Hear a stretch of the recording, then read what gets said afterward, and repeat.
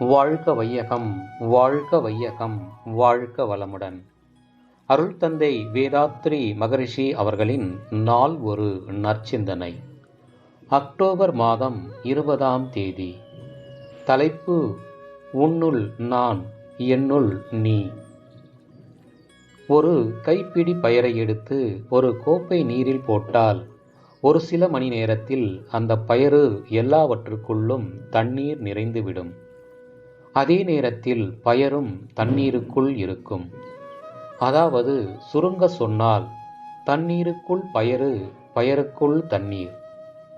அதேபோல இருப்பு நிலையான சுத்த வெளியானது எல்லா விண்களையும் விண்களால் ஆன பருட்பொருட்களையும் சூழ்ந்தும் ஊடுருவியும் இருக்கிறது.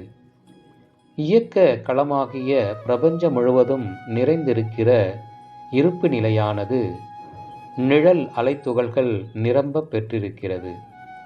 ஆகவே துகள்களுக்கு இடையே உள்ள வெளியானது வான்காந்த களமாக திகழ்கிறது.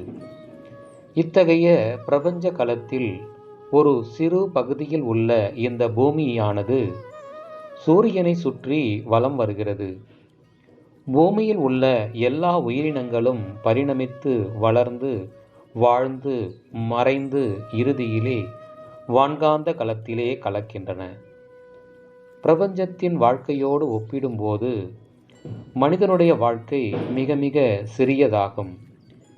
மனிதனின் இந்த குறுகிய வாழ்க்கை காலத்திற்குள் அவனது உடலிலே ஏற்படும் பல்வேறு விந்தைகளை யாரும் இன்னும் தெளிவாக விளங்கிக் கொள்ளவில்லை.